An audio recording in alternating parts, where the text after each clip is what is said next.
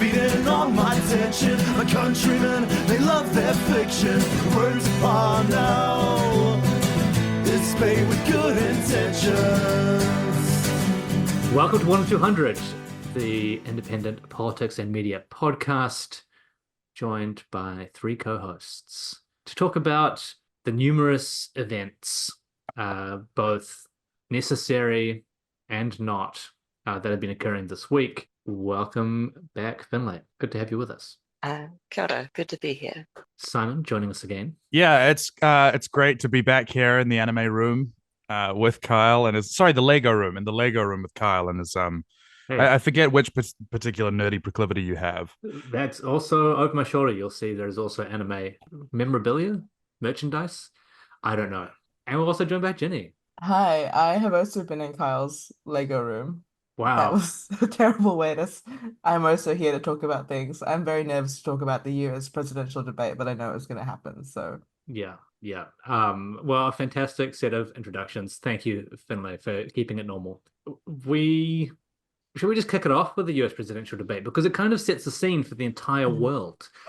Is that not the little dessert platter at the end? Is that not the thing keeping me on, Kyle? Look, if you need supposed to be a to dessert platter. talk about it and then leave because that's all you got, so be Whoa, it. whoa, whoa! I'm not a one pump chump. 2 or 3 at least, Kyle. But Ginny, why are you not reacting in a normal way about that? What do you mean? I'm reacting normally. I'm just covering my mouth because Out it's of too early this disgust, morning, and you're gonna disown me and cut me out of the will.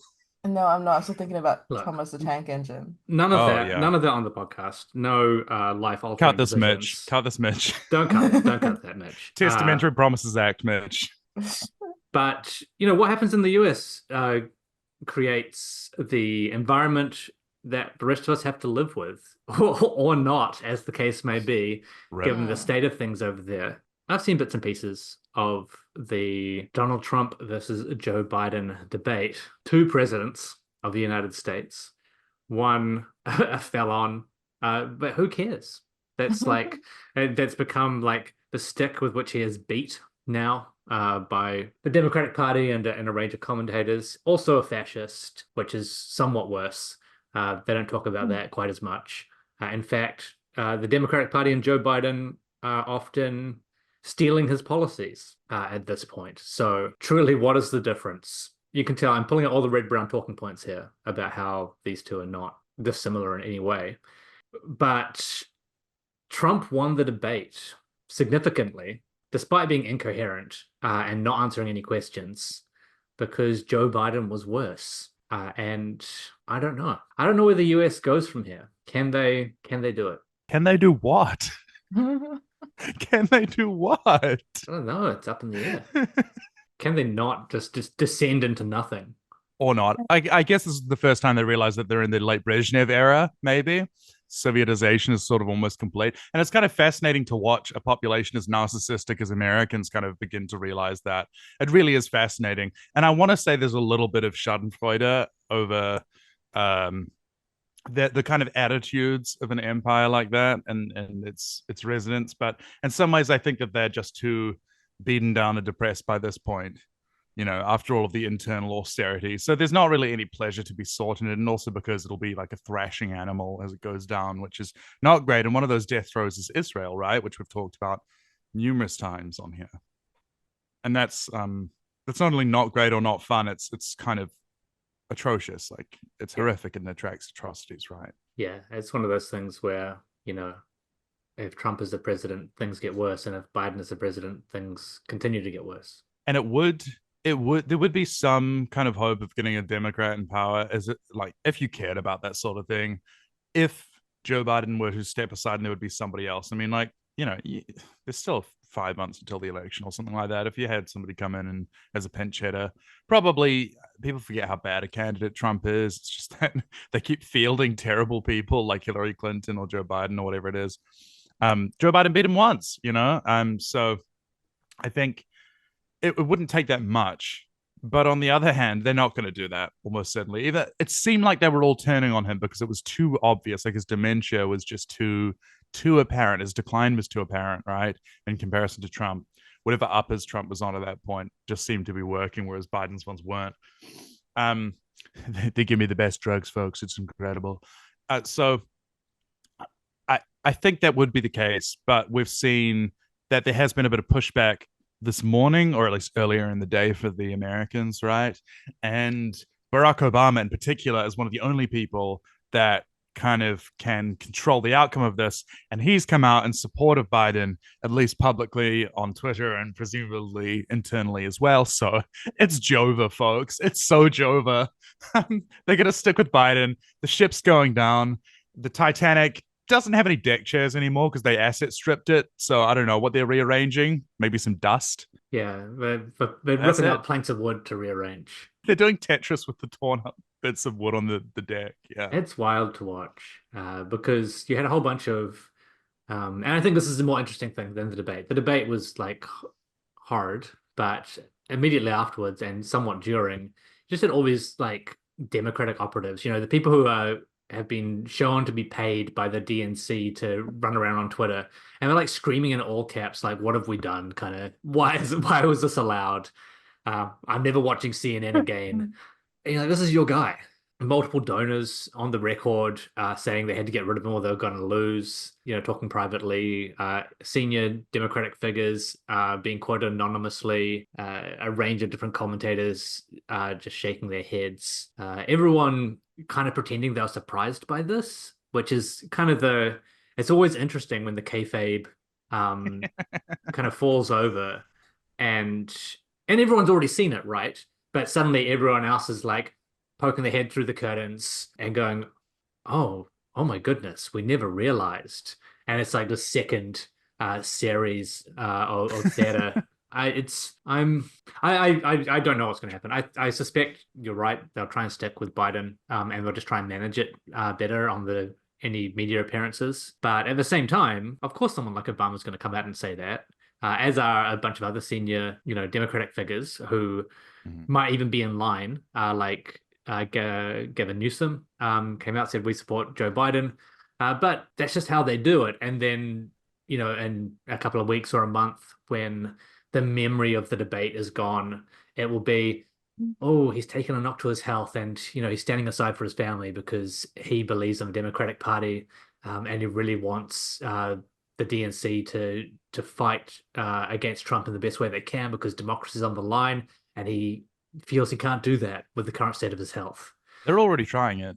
Oh no, absolutely. But what I'm saying the line for the moment is that he was over prepared for the debate when he should have been resting. He was cramming. That was the problem. right, and because he had a cold as well, which was the kind of line that people started running out about an hour after the debate. That just impacts it as well. But yeah, we'll see. We'll see what happens. It's my main hope is that they just don't try and run Hillary Clinton again.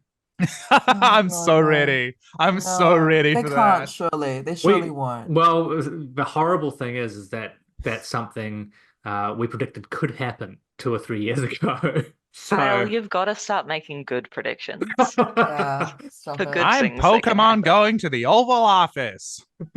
horrible. Yeah, she wants it too. She really, really wants it. Yeah. I mean, As long as she draws breath. yeah, she's been running that same line, and the stuff that she said about Biden has been very supportive but also cautionary. Like it's always been like, I'm going to support him because he echoes the party's message, not like I believe in Joe Biden, a Yeah. stand-up guy.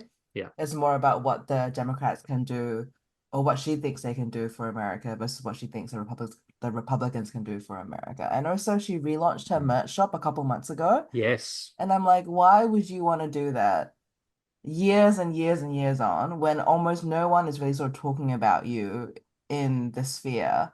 Gotta make money out of that unless conviction. you wanted to do, well, apart from that, that was horrific. That wasn't truly awful much come out of that. But apart from that, it's like, why would you want to relaunch and update and keep the site alive? Unless you felt like you had a horse in the race in some capacity, right? Yeah. I don't know. Yeah. I don't like it. But Troy McClure at the end of their Planet of the Apes musical and The Simpsons being like, oh my God, I was wrong. It was Hill Dog all along. But I mean, the main thing is, I think, like, it doesn't really matter who is running among the Democrats. if they don't shift on Gaza, because that's what's been driving Biden's numbers down against Trump. He was already behind Trump at this debate, and yeah, you could and I don't think anyone they put in is going to change policy. So it's kind of a moot point. I mean, you could get someone who is worse, maybe. Like, this is what I can imagine is we're gonna try and beat Trump on his grounds. We're gonna be the real fascists. But yeah, it's not looking good for the world, regardless of who wins. And obviously, I don't know, is it even obvious now? Trump winning is probably worse, and stuff gets worse faster. But Democrats they're not equipped to handle what's coming. And part of what's coming is themselves. Yeah, when the entirety of your party's raison d'etre and your apparatus and every single aspect of your private essential company is engineered around trying to scare people, cajole them, wheedle them, or otherwise use manipulative tactics through email. Now more than ever, Joe Biden needs your help to keep democracy in America. Then and sucks and siphons all of that up from people, and also from obviously the big donors, who are oftentimes the same as the Republican ones or have been in the past.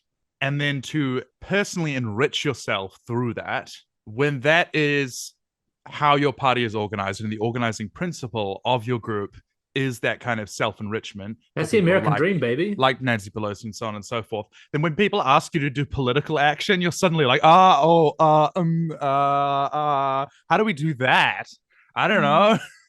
It's so funny how they sort of showed it when they were totally mystified. The entirety of their press was mystified by the quote unquote appeal of Bernie Sanders, rather than they were like young people just suddenly into men who can't do a comb over with their 3 remaining white hairs. Like, what's going on here? Did that is Gen Z into deeply wrinkled old Jewish men from Brooklyn? No, it was the policies, but they can't understand that because they don't know what politics is, because they don't do politics. It's not how their party works. The Republicans are the political party. The Democrats are a multi-level marketing scheme. They're an MLM. They're your friend who suddenly got into Avon and then comes around and keeps on trying to get you to come to parties, and or not even a friend, a person who used to be at high school with you 10 years ago and suddenly messages you as hey, I've got all these supplements, are you interested in a great deal? Jeez. Now more than ever, you need to buy my gym powder. It's so important for democracy that these weirdly Adderall-like pills are things that are in your life. We need to have a Tupperware party for Joe Biden. This is one of the things that's so frustrating, is it's this constant barrage of increasingly desperate messaging. Democracy's on the line, even someone's saying America will go fascist, etc. You're okay, why are you running Joe Biden? You can't believe that and then be doing it this way. It's not his good. Thing about, if you were re-elect me, then we'll bring back Roe and Wade, is so good. It's so perfect. He's like, listen, Jack, I don't know who the president is, but I want to have some words with that man. What? There's a bunch of stuff, and some of the kind of things he was talking about on debate night, just incoherent around abortion. It was actually really worrying. Didn't he answer? Sorry, I've only seen clips from it because I didn't waste my time. I had a good time with my girlfriend rather than watching a stupid debate from another country. But I've seen clips where his answer, I'm pretty sure, to a question about abortion was to be anti-immigration for some reason. So he's not even getting his wires crossed right. Fascinating. There's a bunch of stuff like that. He ended one bit about healthcare, saying he beat Medicare. We have to beat Medicare. And then Trump immediately followed up, yeah, you did. You beat Medicare to death. And you're just you cannot run this guy in a debate against Trump again. He's going to be eaten alive. And that's why people thought he won. A beautiful, beautiful moment where, a moment of terror probably for a lot of people as well. But this is just this beautiful, the most beautiful. You've never seen it before, folks. Moment where Biden just is Jack, have you got your with the post office? And then they're Trump or whatever it is, and they throw it to him, and he's like, listen, I don't really know what he said at the end there. I don't think he understood what he was saying there. And you're like, wow. Like, first of all, it's kind of a dunk, but also he's in such a bad state that Trump is taking almost pity on him and not even like going for the throat as much Yeah. as he normally would. This is just, it's such a pathetic display. Mhm. And it's elder abuse and It's sad. cruelty. It's I don't fucking have sad. that much sympathy for Biden because he's a piece of shit. But like, What are you some doing? human level part of me is like, wow, this is like not right to do to a grandparent, to just watch them fill their pants on stage. Like having Obama calls this guy a brother, like this is one of their big things is how like that relationship was peddled to the media, and to the public, and you're letting him do this, like God. And this image was cultivated for him not only by the kind of agenda setting press, but even by ones that are supposed to be kind of like haha satirical or dissenting in some way. Like the whole Diamond Joe Biden thing from The Onion was meant to be like, Joe is like the guy who's parking his long car on the lawn of the White House back in, like 2010 or whatever it is.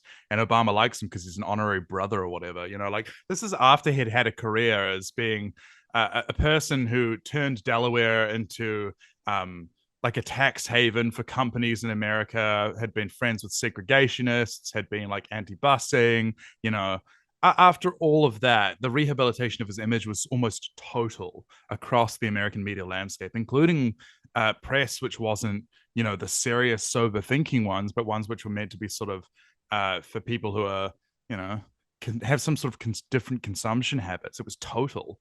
So you have to lay the blame of it at the foot of those people as well, really. Yeah, I'm happy to blame everyone except for us and independent media. Keep fighting the good fight. One of the really bad issues to move on from that black hole of discourse is, as you mentioned previously, Simon, what's happening in Israel. Because not only does the genocide continue, but now we're seeing a ramp up in rhetoric around attacking, invading Lebanon as well, which was always on the cards. And Netanyahu and other spokespeople from Israel had, done stuff like showing maps where they'd taken large chunks of Lebanon, talked about doing all kinds of things along those lines. There's been threats of what do they call it? A wider war breaking out in the Middle East, which is almost euphemistic given what they're doing in Gaza. And if Trump or this current incarnation of the Democratic Party this unable to govern, and because the election's not till November, there's a lot of time for horrible shit to happen. If they're all struggling to do like internecine bullshit in domestic politics, Israel's just going to kick some shit off. And there's no indication from the US that they're going to make it stop. Yeah, it's bad. I mean, I think for me, I saw a tweet about how Israel was using white phosphorus in Lebanon basically almost every day, artillery shelling every day, and that they basically made a large part of north of the Blue Line pretty much uninhabitable for anyone. And I saw like this like ridiculous tweet defending it that was saying that like if people in Gaza could like find a solution, then Israel could move on to quote unquote post-war planning and stop doing this stuff with Lebanon as if it was like a side quest of some sort. Jesus. Like just because they were doing it just because they couldn't come to a resolution that they liked with Gaza, which just drove me insane. So I think that any discourse around this stuff is so poisoned. I think anyone that thinks that Israel isn't looking for war is just fooling themselves, right? Like if you are firing dozens of rockets daily, right? And like you're sending drones, and you also have people running a press line for you about how when you're targeting and bombing civilian homes, someone's like, oh, but Hezbollah have admitted to using civilian homes as bases. Like if you have all the same press lines and press routines set up that you already did for Gaza, which you obviously invaded on a terrible pretense, it's just going to repeat the same thing over again. And anyone that thinks that Israel is doing this out of like sense of, I don't know, like proactive protection for what Hezbollah might do, just like has to look at the stats themselves, right? Like I think Israel has something like 6 times more attacks against Hezbollah than Hezbollah's ever managed to score on Israel in the past couple of months. And it's just naive to think that this is a war between two equal parties. This is a war between a state who wants to cause a world war and a war between a terrorist cell, right, who has some hold in this area. And I think that we're seeing the same disingenuous arguments play out that people were running when Gaza started kicking off as well. And anyone that thinks that this is just a cope or like just like a small thing that Israel is prepared to scale back, I think is completely wrong on this matter.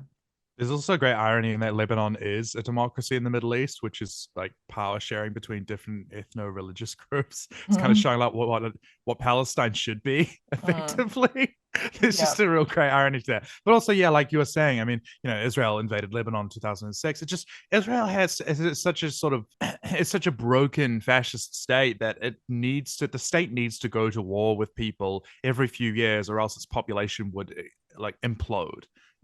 They need to have some external enemy always to be attacking, and Lebanon happens to be one of the ones at the moment. But the human shields thing is always fascinating because you could look at the last 70 years or so of Israeli history and be like, why would anybody think that human shields, quote unquote, would work? Israel clearly doesn't care about that. They keep just killing the civilians. It's a tactic which doesn't even make sense. So rhetorically or otherwise, I don't understand how that's a line that anybody would buy by this point. Yeah, and the people who are buying it, it's intentional, right? Like everyone knows that all these justifications are not legitimate, but it's out of hand way to hand wave any arguments against genocide away. It's disgusting. If I walked into a bank and I shot the teller because I was like, they were between me and the money, the bank is using them as a human shield for me to get the property that I desired, and I tried to use that excuse in court, that's not a defense. I hope people understand that either ethically, morally, or legally, that it just doesn't make any sense whatsoever. But that is Israel's argument. I mean, customer service functions are a human shield between the public and management, so it's probably more legitimate.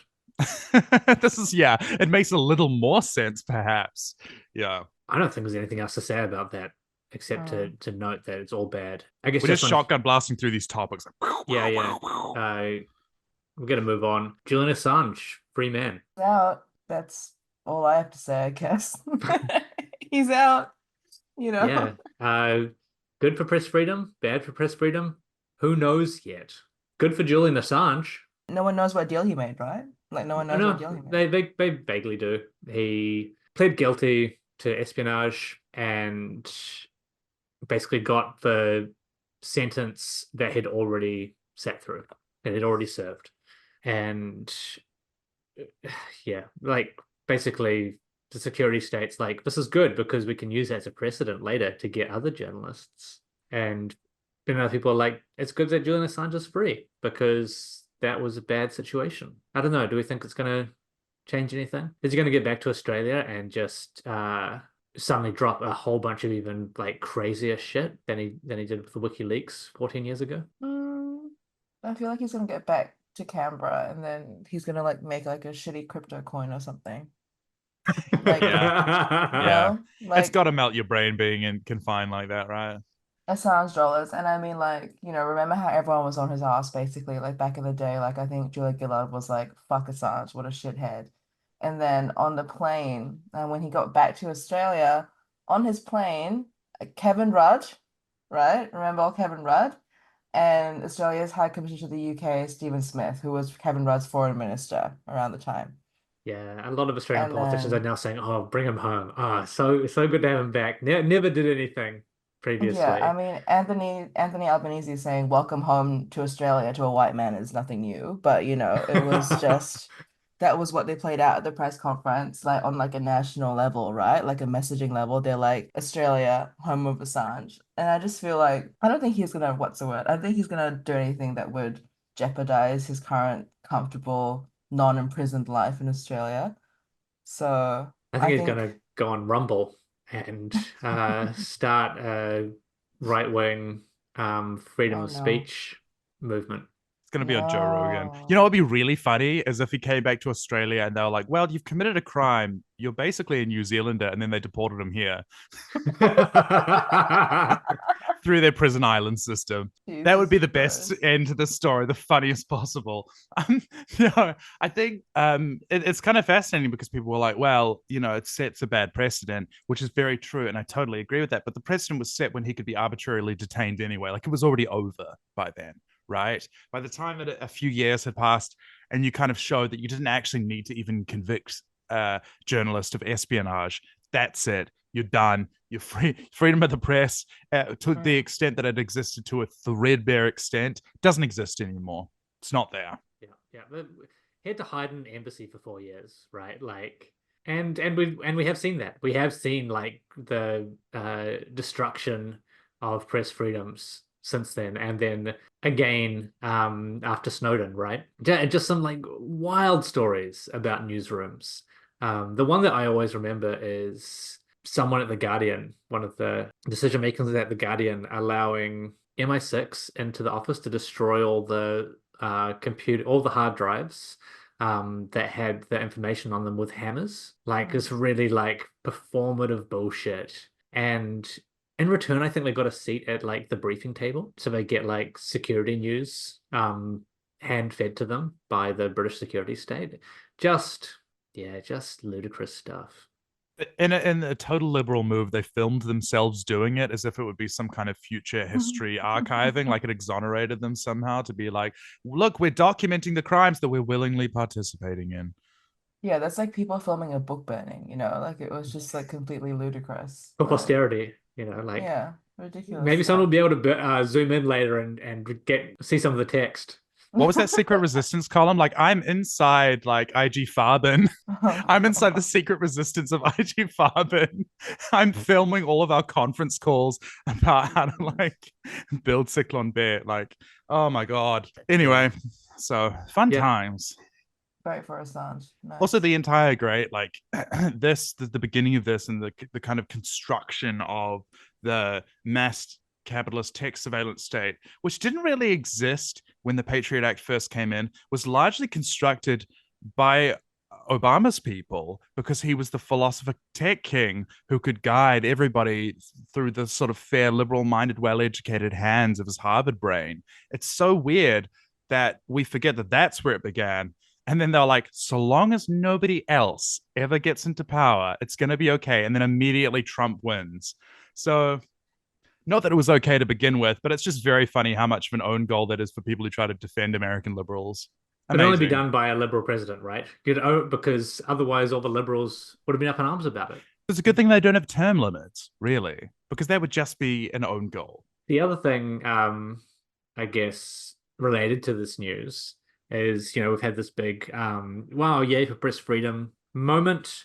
And then we had a couple of articles talking about the arrest of independence leaders in Kanaky, just shipped off to France. I think 7 different independence leaders for inciting violence and the like. As far as I know, none of the French nationalist militias who were killing civilians they're fine. have been shipped off. Okay. This is, all of this stuff is indicative of a Western apparatus that is trying to get ahead of rebellious or anti-colonial groups, I guess I'll just say most broadly, to ensure that when they do crack down further, as we head into a period of climate disruption, they're not able to function to push back on some of this more fascistic system that they're going to be building. It's not good. Yeah, and the choice to not just arrest them and hold them in Kanaky, but to actually deport feels like the wrong word, but kidnap, to steal, kidnap them and take them back to mainland France it's such a colonial like playbook, right? Like to not just arrest leaders, but to strip them of their land, to take them away from their people, and it's a real way to, I guess, an attempt to completely disrupt the movement and prevent anything further from happening, which I think it'll fail probably, but yeah, it's such a heavy-handed approach, and there's, I mean, it's violent as well. It's one of those things where it probably is more violent than whatever it was that they were doing. Yeah, it's bad. Yeah, and especially since the French government backed down on the policy that was being protested against. Yeah, Like yeah, oh, okay, this is bad. We're not gonna do it anymore. And all the people who protested against it, kidnapping you. We're gonna detain you. We're gonna steal you. You were right, but fuck you. And it really does. I mean, one, it shows how effective protest is, yeah, which is fantastic, and how afraid of it ruling powers are, that they're going to this extent. Like it's a really wild. Like imagine if a bunch of Maori leaders were detained and then Just sent to the kidnapped. UK, like after a hikoi, after the foreshore and seabed hikoi, like just yeah, just ludicrous. But it's another one of the things where like, well, this is the grip of Western capitalist imperialism and colonialism is fucking slipping, and they know that's happening, and they are lashing out. I mean, the only difference really is that we've localized the settler colonialism entirely within these islands. So, like, you look what they did to the Operation 8 people in Tuhoe, or I mean, you could do that for almost any of them, right? Like, some of the responses to the 1970s land marches. Anyway, so yeah. So I'm not saying that it hasn't been the case, but I think rather than it going all the way to the UK, we've localized it entirely here. We've made all these innovations and improvements of that. We've cut the apron strings and managed to sort of do it on our own motion. But yes, I think yeah, France is sort of unique in that sense, right? In that of the contemporary countries, it's a bit of a control freak. It still can't like farm out that stuff quite properly yet. So they're on their way to reaching the 1960s, where they can pretend that there was a period of decolonization or something like that. They'll get there. Meanwhile, little old New Zealand, we're doubling down. I don't even know what to call this shit. Colonial punishment regimes. Can I not believe it? I don't know. I was gonna say I genuinely can't believe the way that Luxon was talking about boot camps this week. But I kind of can believe it. But I was still obviously I'm lost for words on it. Yeah. I think it's kind of striking that, as like in this case, when he said he doesn't care if boot camps aren't effective or if there's no evidence to support them, like that is the position of anyone who advocates for boot camps. But like that was the position of John Key. John Key was just I don't know if smart is the right word, but like he didn't say that, and our current government is like just willing to say the shit that they think, which is kind of astonishing in a way. And like, I think it probably means that their intentions are much, much worse than what they're saying. But yeah, it is kind of puts me at a loss for words as well. I mean, we have private prison construction companies building private prisons. As soon as you're contracting people to build like a mega prison, which is likely to be run privately, you know what the intention of the government engaging with those organizations is. And that's to fill those prisons up, because you can't run a private prison if it's not turning a profit. And the thing is, though, that boot camps don't even work with that. No. I think astonished is the right word to say. I mean, because everyone knows boot camps don't work. Everyone knows. Like, this is on record everywhere forever. And I think in this particular case, they're doing a pilot to start with, which is a much cleverer thing to do than just run a review or an investigation, because they're embedding a system and they're setting stuff up. This is a justification for continuing the program. I want to be clear about that. And $5.1 million for a pilot for 10 youth. And a prime minister who says he doesn't care if it works or not. Like, you don't even have to talk about how bad this is for the people involved in it. You can just do the neoliberal market economist thing and say that's not a good return on investment. That's ridiculous. It's just absurdity. And I guess it's a brand thing, a perception thing. Look, we're going to beat the shit out of some kids. Eat it up, get in the trough, kind of throwing it to their base. But surely there are better ways to do that as well. I just don't know. I don't know who benefits here, except I guess again private companies who will be in receipt of those millions of Yeah. dollars. Whoever's running that program and setting it up is the main beneficiary, right, of the government's attention and also that money. Like you said, there's just no way that that amount of money. It's not like you're going to split that money up equally per care of child.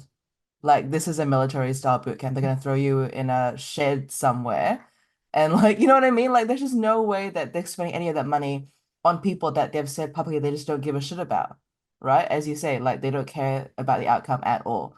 So logically, that money is not going to go towards the care of child. We can divine that through common sense.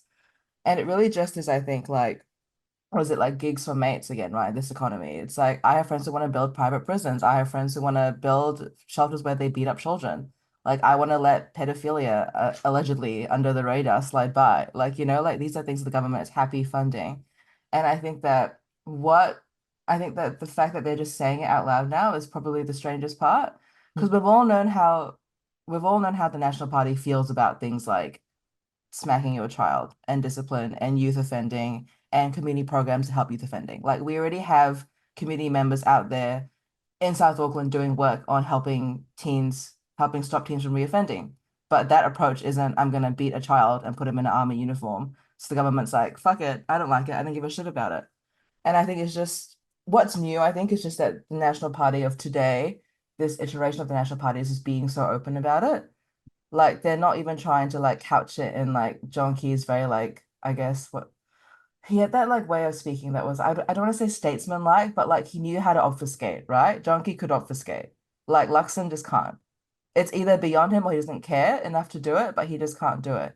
And I think us seeing the true rhetorical through line of the National Party for the first time in a man who looks like a walking talking egg is what is so repulsive, I think, to me personally. I think as well, there's kind of the dual thing of like the system is broken and the system is working as intended, like our justice system, and I'm kind of including boot camps because it is sort of an extension of what we do anyway. Like it doesn't work to reduce crime or prevent crime or address the needs of victims, but it does work to like create an underclass of people who, it works to create an underclass of people who will permanently have their rights restricted through the prison system, but also through kind of the consequences of that and what that means going out to society with a prison conviction. And also to break up movements, to break up communities, particularly Māori communities, and to kind of act as a stick to beat everyone else over, to say, well, if you do any of these things, we'll throw you in prison. And like young people who come into contact with the justice system are more likely to offend after they've been in contact with police and prisons. And I think that I don't think the National Party are necessarily in their heads thinking this will create more offenders so we can build more prisons, but that is what is going to happen because that is how these things function. And they're just, it's immensely cruel to the kids who are involved, who they're not even talking about as people, who they're just referring to as like YSOs, I think was the acronym. Like it's YSOs? young serious offenders, youth serious offenders. Jesus. Yeah, just like totally stripping them of any identity or personhood beyond like criminal, basically. Yeah, it's not about rehab. No. Prisons and the justice system generally is what we call criminogenic, right? Which is to say that it greatly increases the chances that somebody else will continue to offend once they're in that system. And it's hard to see from the outside. I could go into the innumerable ways that it does it from my personal experience, talking about actual cases, because I see it in action all the time. But suffice to say that the purpose is not to do with reforming. The purpose is not to reduce crime. In fact, it behooves the National Party to increase crime, either by increasing sentences or by generating criminogenic behaviors in young people, right? And that even on its face, giving disaffected youths army training doesn't make them not disaffected. It makes them more effective with their violence, because the army is, alongside the police, one of the violent spear tips of the state. And so you're training that kind of violence into people. It simply makes them more disciplined and effective at carrying that out. And we've seen in the past that this kind of abuse through the state is what creates the modern gang society, right? And that is very good for National, because that's also a rhetorical stick they can beat them with. If they create an entire new generation of people who end up trying to form sorts of community for themselves outside of, you know, what's considered polite society, i.e. Gangs, then that is going to be a very effective thing for whatever iteration of the National Party exists, perhaps after a fusion with Labour in 30 years' time, right? That's very good for them. That's what they want. It does create an underclass of people, or it rather further exacerbates that, as we see with inequality. It combines those things together. It's a form of disciplining and punishing people who are poor through the threat of the stick. So it creates them, it allows them to get more in line with capital's wants in the workplace, and outside of that, within our different centers of punishment or of medicalization of mental health, you know, it's quote unquote derangements for people. So it has that effect as well. And if we want to trace the genealogy of this, it goes back, well, since the beginning of colonization, as everybody knows, but our contemporary iteration of it goes back to the 1970s. We saw that there was what's oftentimes called the Māori Renaissance, right? That there was not only an artistic flourishing, but this creation of new political power within the modern New Zealand state through Māoridom that created these kinds of compromises like the Waitangi Tribunal, right? But the real response to that, which doesn't get talked about a whole lot, was the attempt to incarcerate largely Māori people, which is why our prison population is so high, in the creation of new laws. The Misuse of Drugs Act is a big example of that, because part of the counterculture was use of things like cannabis, right? And because those laws are discretionary, the police knew exactly who they were supposed to target, and they still know and they still understand how to do that.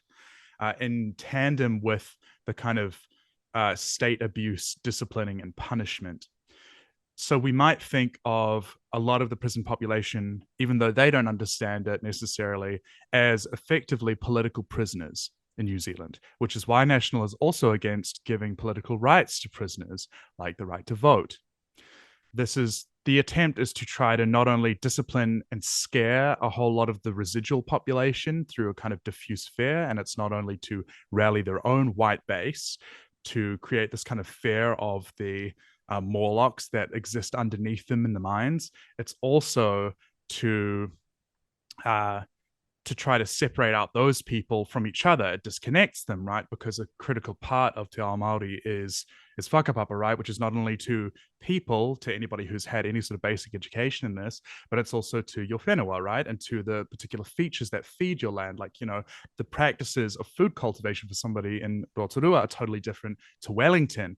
And that sort of connection and the separation and alienation of people from other people who are like them and from their own culture and from each other is the intended result, right? So this, and so many different facets, and almost a constellation of facets, is the perfect kind of policy for National, for a white supremacist state, and for the vanguard of that white supremacist state through National, through ACT, through New Zealand First.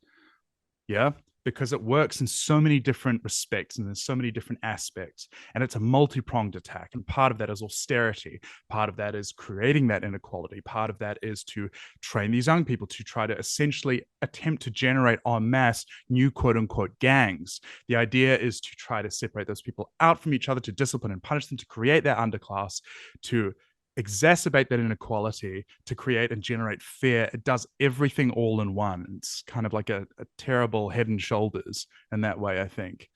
So if we want to understand the bootcamp policy, I think on a surface level, yes, there is this kind of dialectic between what Finlay was saying.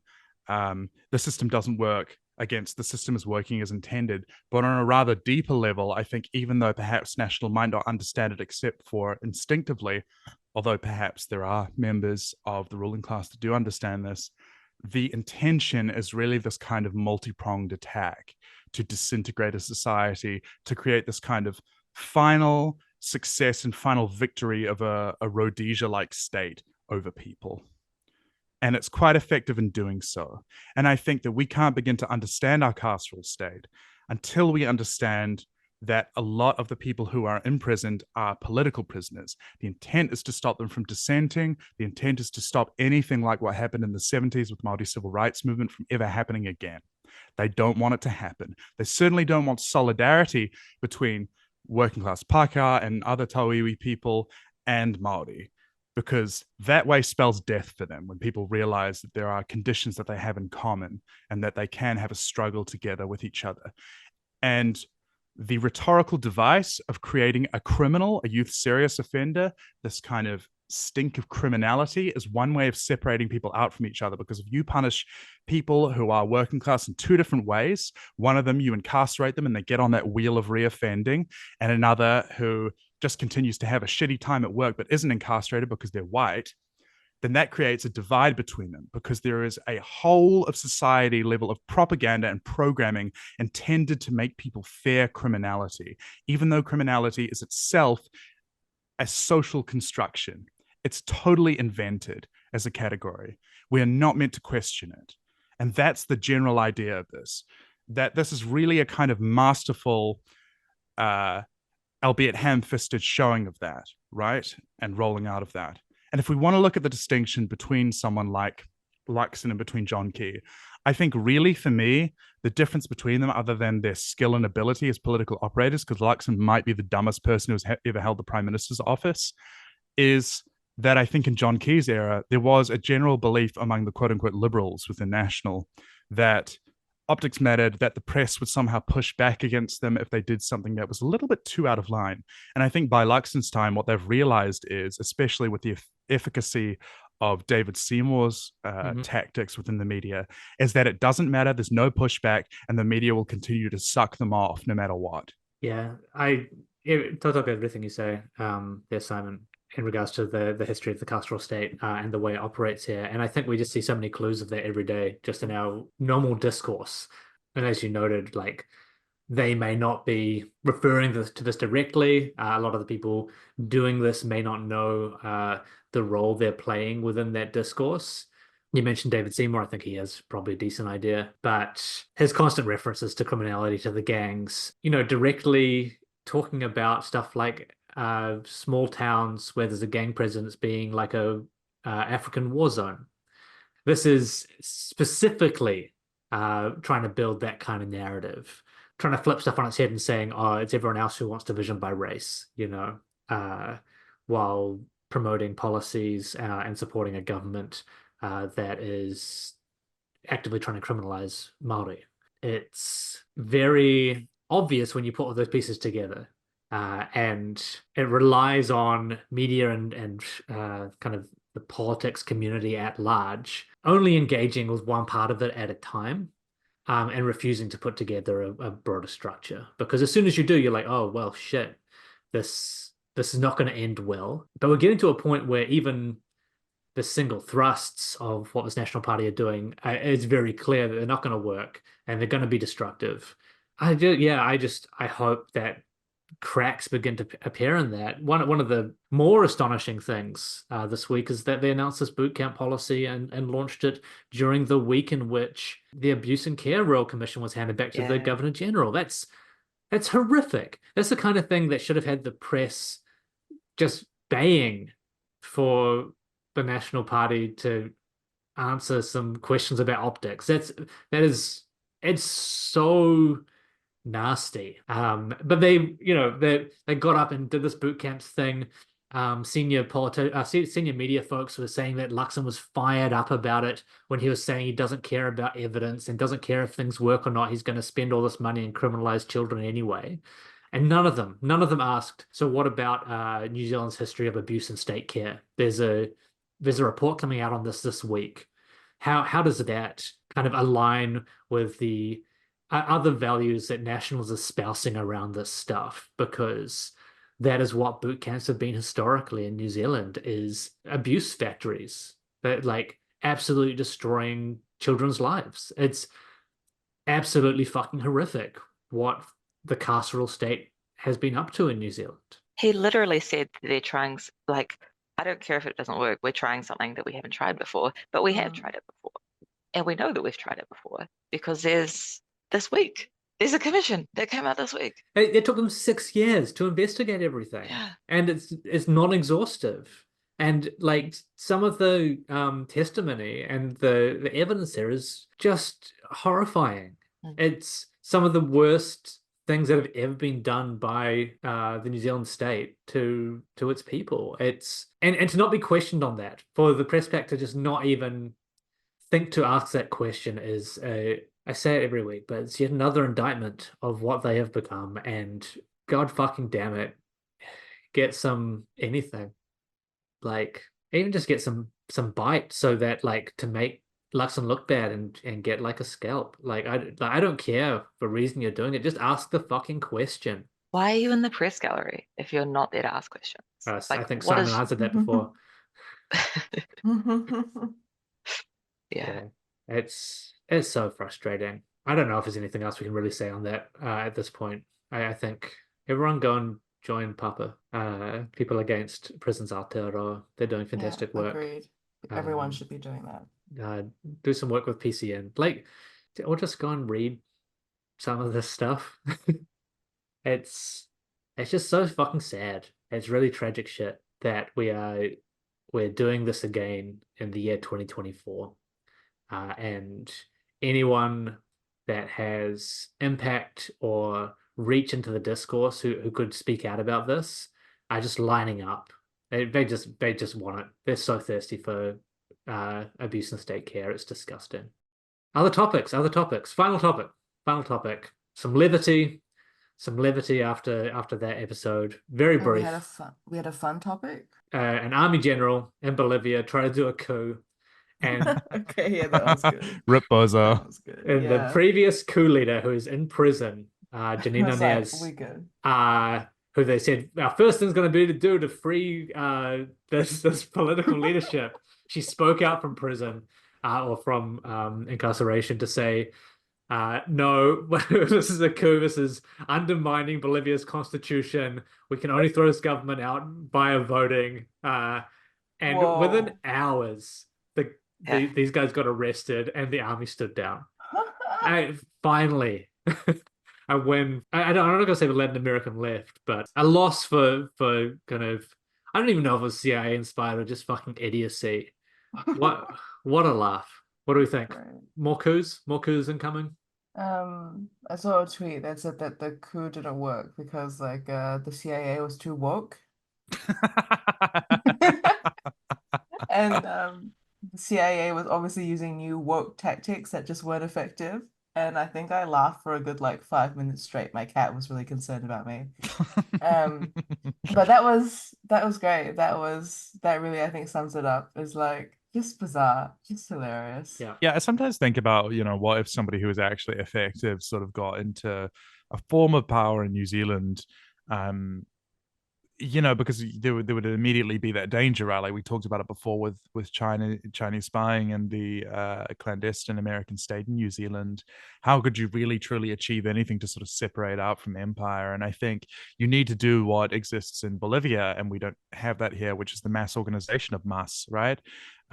Is the ability for people to push back against it. Otherwise, you get what happened in 9/11 in 1973 to Allende. You need to have it can't just be that you get the right person parachuted into power. I think that doesn't work. It just doesn't. You need to have mass mobilization, mass organization behind you that can gum those things up and prevent them, because the people who try to thwart human progress are always a really small minority of mercenary people who are paid to do so, by the American state. So if you really want to be able to push back, most people don't have principles or beliefs. So if they're not doing it for the love of the game. So if you really wanted to be able to do that, you do have to have that, right? And they are easily defeated if you do have that kind of mass mobilization, but it needs to be in place. So there are a lot of those different kind of chess pieces that need to be there, really, after you effectively undertake it. But that's just kind of doing fantasy football, I think, at the moment. We can barely push back against a government which doesn't have a mandate to be able to do anything, which is unrolling all of these things out. But New Zealand is, for what it's worth, in a much, much better position in terms of privilege than somewhere like Bolivia is, and the entirety of Latin America, which has sort of had its veins opened the last several centuries. So I think it's very heartening to see that it's possible somewhere there. It's a little bit disheartening to see why can't we do that, Well, let's leave it there. But good on them. Good on them. Yeah. It's good to see thousands of people just immediately hit the streets within the hour. Like, wow, love to see that. Love to see that. Call me Taco Bell because they need to live mass. What? I'm not gonna. No, I don't want to encourage that. No. Encourage. I mean, if you could have seen our faces, folks. Everybody's tugging at their collars like, Yeah. Even my cat looked away from the screen for a bit. Well, she's just autistic. She can't make eye contact. That's been another episode. We do it for the love of the game. We're absolutely not being paid to do this. We do have values and beliefs. We wouldn't be doing independent left media otherwise, because there is no other reason to do it. Share, like, and subscribe. Thank you to my co-hosts. Thank you for joining us, Finlay, Ginny, and Simon. Quick plugs, quick round the room plugs. Simon, where can we find you?